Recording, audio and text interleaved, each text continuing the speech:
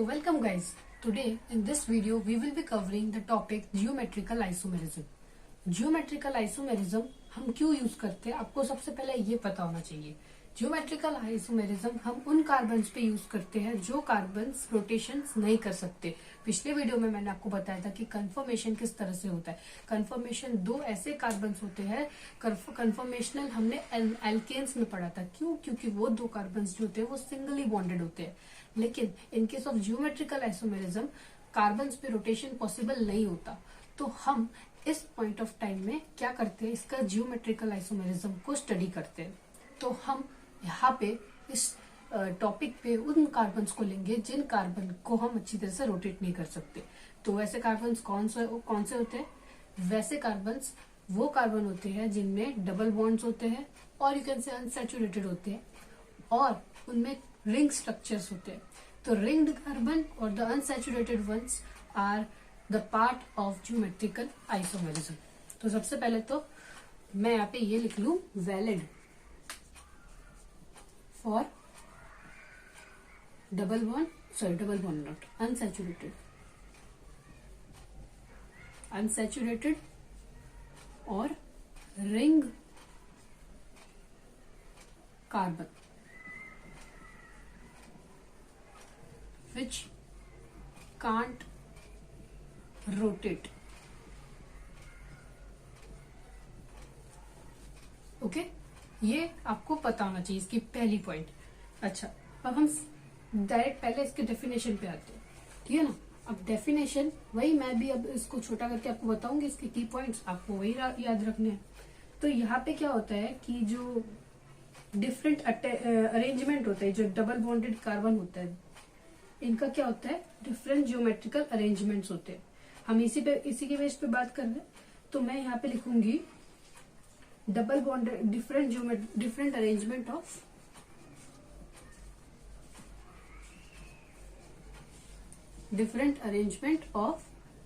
Double bonded carbons.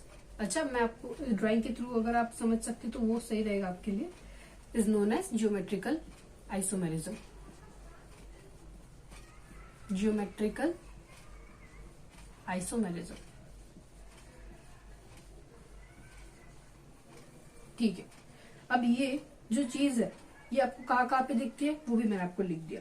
अब इसकी कुछ कंडीशंस है, ये आपको याद रखने पड़ेंगे. जैसे हर एक गेम का एक रूल होता है, वैसे भी इस टॉपिक का भी कुछ रूल है और ये आपको याद रखना पड़ेगा. वैसे आप टेंशन मत लीजिए क्योंकि मैं आपको एक ऐसा ट्रिक बताऊंगी जिसके थ्रू आप ये जियोमेट्रिकल आइसोमेरिज्म को चट से याद कर पाएंगे. तो और ये आई थिंक आपके दिमाग में ज्यादा जल्दी घुस जाएगा as compared to these conditions, क्योंकि इसमें मैंने कुछ एग्जाम्पल्स इंक्लूड किए और वो आप रिलेट कर सकते हैं आपकी डेली लाइफ से. बट स्टिल चलो, मैं आपको कंडीशंस एज बुक में गिवन है तो मैं आपको समझा ही देती हूँ. फिर हम उस चीज के बारे में बात करेंगे जो मैं आपको बताऊंगी. क्योंकि without if you want to write this condition then you can write, क्योंकि लिखने के लिए एग्जाम को तो आ सकता है, बट अगर आपको किसी एग्जामिनेशन की तैयारी करनी हो और आपको जस्ट डायरेक्ट आंसर चाहिए तो इन कंडीशंस की कोई जरूरत नहीं है. तो चलो कंडीशन फर्स्ट लिखते हैं.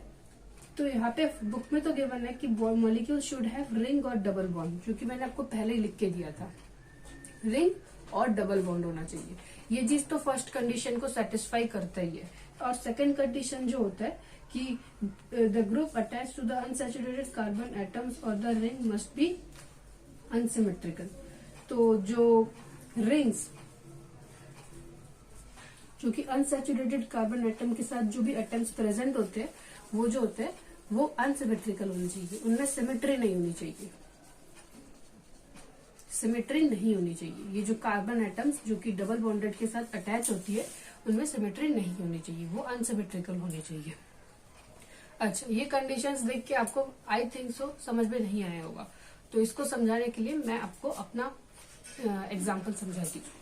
तो जियोमेट्रिकल आइसोमेरिज्म एक खानदान का नाम है और वो क्या, उनका खानदान का एक सिस्टम है. वो एक रूल फॉलो करते हैं अपना. उनका ये रूल है कि एक फैमिली में जुड़वे बच्चे पैदा नहीं होने चाहिए. तो दो कार्बन जो है, ये दो कार्बन है, ये एक फैमिली है, ये एक कार्बन की फैमिली है. दो तो सेपरेट कार्बन है. अब इनके साथ कुछ ना कुछ तो जुड़ी होंगी और यही उनके बच्चे हैं. तो और दो ही होंगे एक एक कार्बन के, क्योंकि 2 बॉन्ड तो इसमें पार्टिसिपेट कर रहे हैं और 2 बॉन्ड तो बाकी के बच्चे, है ना। तो इनका क्या रूल है कि एक फैमिली में 2 सेम ट्विंस नहीं होने चाहिए। और यही आपको बात याद रखनी है कि एक फैमिली में सेम ट्विंस नहीं पैदा होने चाहिए। मान लो कि यहाँ पे मैंने हाइड्रोजन ले लिया और यहाँ पे क्लोरीन ले लिया, तो ये जो चीज है ये जियोमेट्रिकल आइसोमेरिज्म में नहीं आएगी। तो ये है रूल, ये इसी रूल के बारे में बात की गई है यहाँ पे। और क्या होना चाहिए अब ये भी पता होना चाहिए आपको। तो एक फैमिली में डिफरेंट बच्चे होने चाहिए, एक ए होना चाहिए तो एक बी होना चाहिए। सिमिलरली यहाँ पे भी एक सी होना चाहिए तो एक डी होना चाहिए। ये चीज जियोमेट्रिकल आइसोमेरिज्म में कही गई है। अब सुनो, अब तुम्हारे दिमाग में ये वाला क्वेश्चन भी आया होगा कि 2 फैमिली में अगर सेम बच्चे हो गए तो मान लो कि ये सी की जगह ए हो गया और डी की जगह बी हो गया, तो अब अगर इस तरह का कंडीशन आए तो जियोमेट्रिकल आइसोमेरिज्म के 2 टुकड़े हो जाते हैं, मतलब जियोमेट्रिकल आइसोमेरिज्म के 2 टाइप्स हो जाते हैं। क्योंकि ये तो जियोमेट्रिकल मतलब ये वैलिड तो है, ये भी जियोमेट्रिकल आइसोमेरिज्म में पॉसिबल है, बट क्या है कि अब ये कौन सा वाला जियोमेट्रिकल आइसोमेरिज्म में आएगा, वो चीज जियोमेट्रिकल आइसोमेरिज्म के 2 पार्ट्स में मतलब आपको स्टडी करनी है उसी चीज को। तो अब ये किस में आता है वो आपको यहाँ पे हम बताएंगे। तो geometrical isomerism, let me rub this out. और ये पॉसिबल है अगर 2 ट्विंस जो है वो अगर डिफरेंट फैमिलीज में पैदा हो रहे हैं, that is possible, but twins can't be can't take birth in the same family. ये उनका मानना है जियोमेट्रिकल आइसोमेरिज्म का। तो आई थिंक आपको ये ट्रिक अच्छी लगी होगी। तो जियोमेट्रिकल आइसोमेरिज्म के हम 2 पार्ट्स हम करते हैं। तो पहला होता है सिस और दूसरा होता है ट्रांस। तो सिस में क्या होता है कि जब 2 कार्बन की फैमिली होती है उनमें ट्विंस पैदा होते हैं और वो भी इस तरह से अरेंज्ड रहते हैं, ए एंड बी बी। चलो ट्विंस होते हैं 2 फैमिली में, वो इसका पार्ट हो जाता है, ट्विंस इन डिफरेंट फैमिली।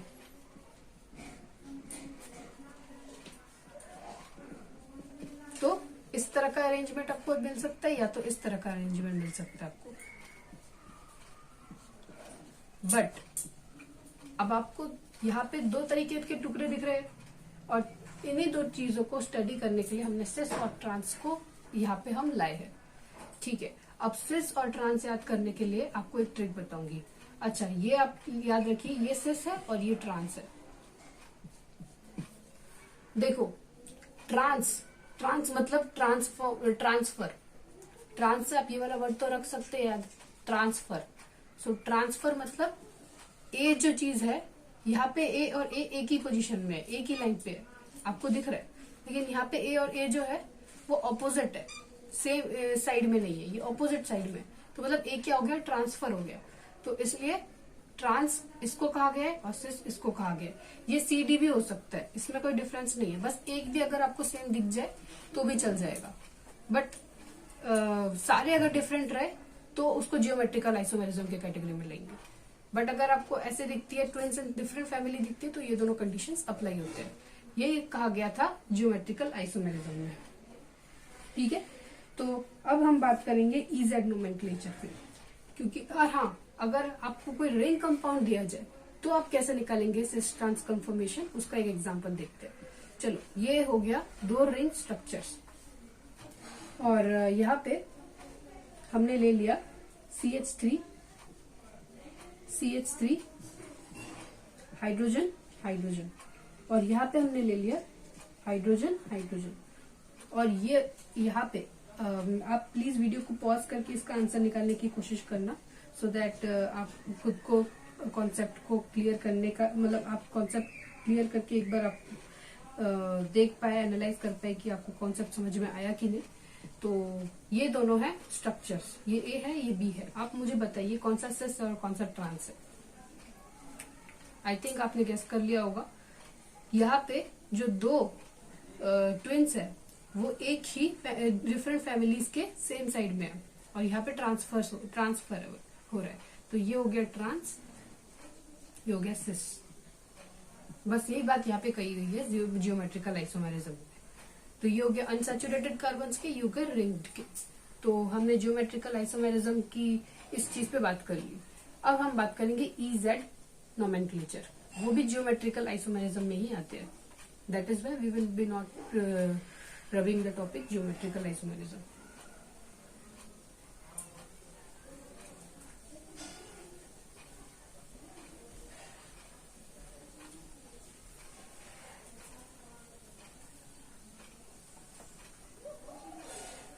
तो चलिए अब हम बात करते हैं EZ nomenclature.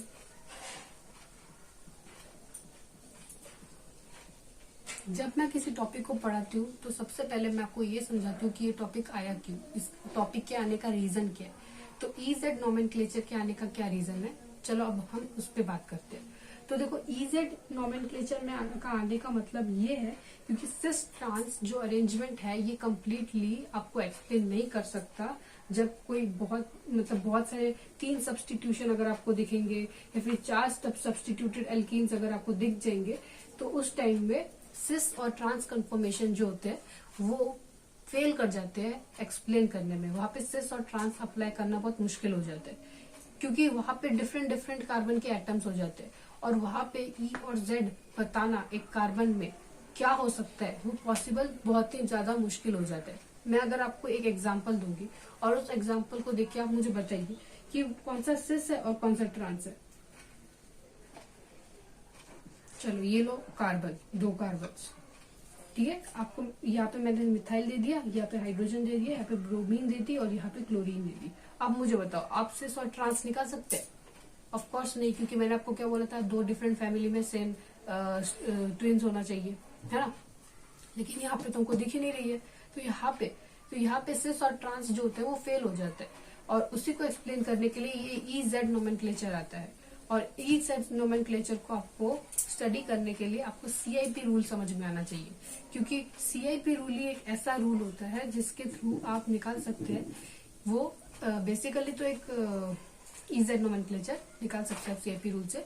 Basically CIP rule जो होता है वो प्रायोरिटी रूल होता है। आपको प्रायोरिटी देनी पड़ती है कार्बन के साथ जो भी एटम्स अटैच होते हैं कि कौन सा फर्स्ट प्रायोरिटी में आएगा और कौन सा सेकंड प्रायोरिटी। और थ्रू प्रायोरिटी आप इजीली बता सकते हैं कि कौन सा E है और कौन सा Z है, ठीक है। तो मैं आपको डायरेक्टली मुद्दे पे लेके आती हूँ कि किसको E बोलते हैं और किसको Z। पहले तो मैं एग्जाम्पल्स के थ्रू समझाऊंगी इस चीज को। पहले मैं आपको CIP रूल लिख के बताती हूँ क्या होता है CIP रूल। तो CIP रूल एक बेसिकली प्रायोरिटी रूल होता है where more priority, where first priority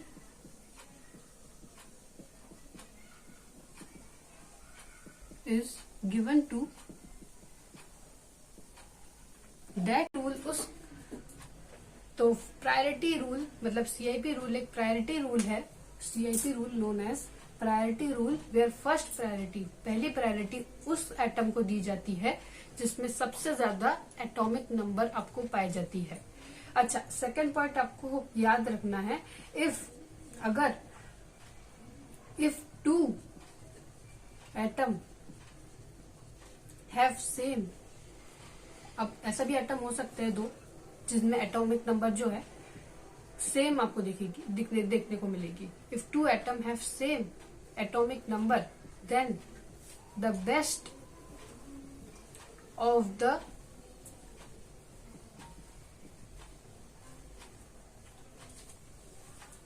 sorry अगर 2 एटम अगर आपको 2 एटम देखने को मिलेगा और वो उनमें एटॉमिक नंबर हैव सेम लिखना को मैं भूल गई, I am sorry, have same atomic number then consider it's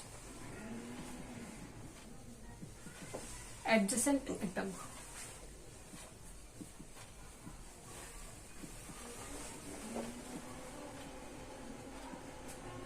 which have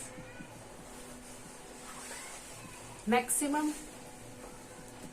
atomic number।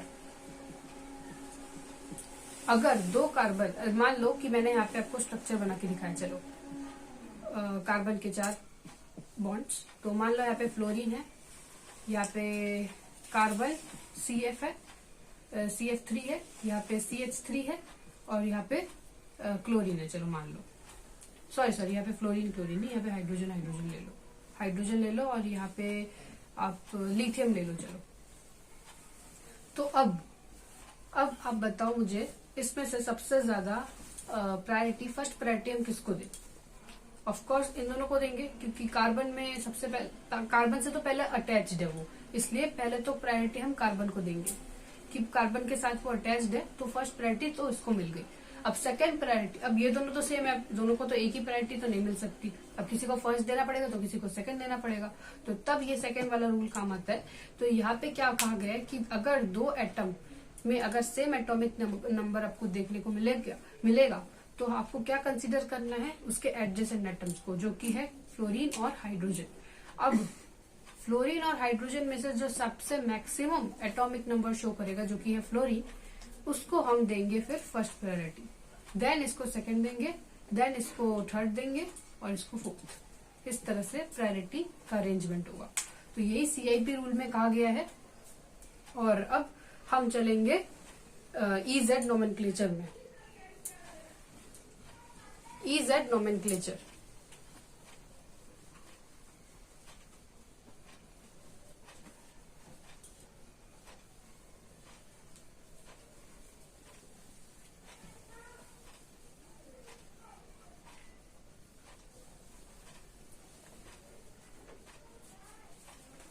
तो EZ नोमेनक्लेचर में मैं आपको कुछ एग्जांपल्स बताऊंगी जो कि आपको बुक में गिवन है। आप उन्हीं एग्जांपल्स को लेके अपना EZ निकाल सकते हैं। मैं आपको पहले के कुछ 2-3 कार्बन्स का बताऊंगी किस तरह से EZ निकालते हैं, और फिर मैं आपको बहुत सारे प्रैक्टिस के क्वेश्चंस दूंगी। आप उसको वीडियो को पॉज करने के बाद कीजिए, फिर आप उसको टैली कर सकते हैं मेरे साथ कि आपका सही है कि नहीं, सो दैट आपको पता चले कि आपको जितना कॉन्सेप्ट मैंने पढ़ा है उसको समझ में आया कि नहीं। तो उसके कुछ मैं एग्जांपल्स लेके आई हूँ आपके पास। तो मेरे पास टोटल तो बुक में 6 गिवन है, तो उसमें से मैं आपको 2 समझा देती हूँ और 4 आप खुद से कीजिए। तो पहला एग्जांपल है ये, यहाँ पे CH3 है और यहाँ पे हाइड्रोजन, यहाँ पे ब्रोमीन है, यहाँ पे क्लोरीन, और ये हो गया दूसरा, यहाँ पे CH3, यहाँ पे हाइड्रोजन, यहाँ पे क्लोरीन, यहाँ पे ब्रोमीन। तो देखो अब मुझे बताओ कि इसमें से कौन सा सिस है, सॉरी कौन सा E है और कौन सा Z है। अच्छा, पहले तो मैं आपको ये बता दूं कि अगर फर्स्ट, अच्छा यहाँ ये इसी के थ्रू समझा देती हूँ मैं इन दोनों कार्बन के साथ। तो यहाँ पे आपको प्रायोरिटी देनी है। अब आप बताओ कि इसमें से फर्स्ट प्रायोरिटी किसको जाता है। अच्छा, अब मैं आपको बताती हूँ प्रायोरिटी यहाँ पे जब 2 कार्बन आ जाते हैं तब किस तरह से देते हैं। मैंने क्या बताया था, एक कार्बन एक फैमिली, दूसरा कार्बन दूसरी फैमिली। तो इस कार्बन की फैमिली में कौन सा बच्चा पहले आया है, कौन सा बच्चा बाद में आया है, उसके हिसाब से प्रायोरिटी दी गई है। मतलब आपको फर्स्ट प्रायोरिटी और सेकंड प्रायोरिटी आपको एक फैमिली का अलग से देना है और दूसरे फैमिली का अलग से देना है। आप दोनों फैमिली को एक साथ प्रायोरिटाइज नहीं कर सकते, क्योंकि एक फैमिली की अपनी अपनी प्रायोरिटी रहती है। तो मान लो कि ये वाला हमने कार्बन लिया और इस कार्बन की हमको प्रायोरिटी देनी है ब्रोमीन और क्लोरीन को बस। तो फर्स्ट और सेकंड प्रायोरिटी यहाँ पे जाएगा, यहाँ पे नहीं जाएगा। आप इसको इसके साथ कंपैरिजन नहीं कीजिए, आपको इसको इसके साथ ही कंपैरिजन करना है। तो आप देखते हैं कि इसमें सबसे ज्यादा एटॉमिक नंबर किसमें है। आपको भी पता है ब्रोमीन में है, तो फर्स्ट इसको चला जाएगा और क्लोरीन को सेकंड चला जाएगा। ठीक है, अब इस फैमिली में आते हैं।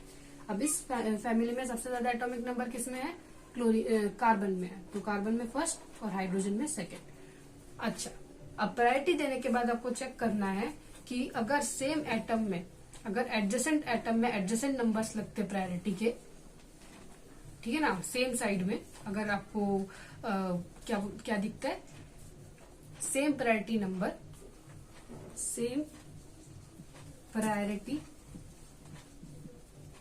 नंबर ऑन सेम साइड अगर आपको देखने को मिलता है तब आ जाएगा Z। और अगर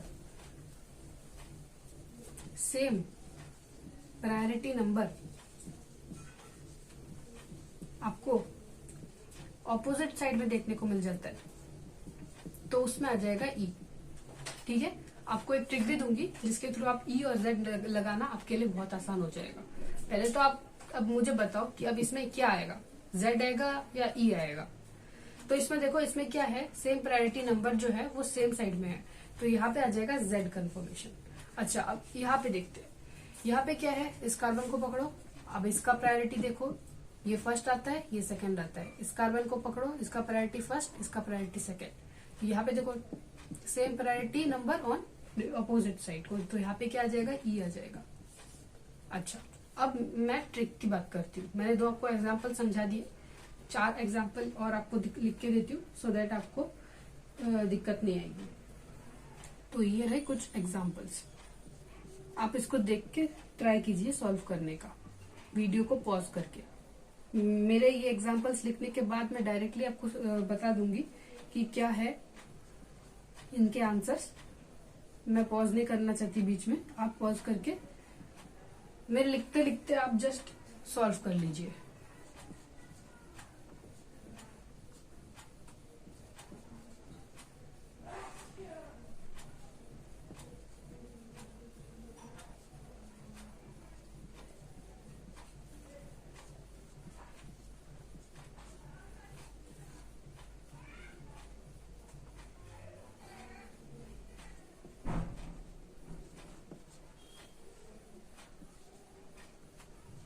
तो ये हो गए हमारे 3 एग्जाम्पल। चलो 3 ही ले लो क्योंकि अब क्या ही बताए, 3 कर लोगे तो भी आपके लिए चलेगा। तो आप सॉल्व कीजिए और मुझे आप फिर खुद से अपने आंसर टैली कीजिए इसके साथ। तो पहले तो मैं आपको ट्रिक बता देती हूँ, सो दैट ट्रिक लगाने के बाद आपका क्वेश्चन देखना कितना फास्ट सॉल्व हो जाता है। तो ट्रिक ये है कि जब ऑपोजिट साइड्स, तो इसमें मुद्दा तो एक ही चीज दिख रही है, अगर ज्यादा प्रायोरिटी, अगर ऑपोजिट साइड में अगर आपको दिखता है सेम प्रायोरिटी तो ई लग जाएगा, और सेम साइड मतलब जेड। तो ई तब लगाना जब आपको ई से क्या आपको समझ में आता है, ई से क्या ही ट्रिक बन सकता है आप खुद सोचो।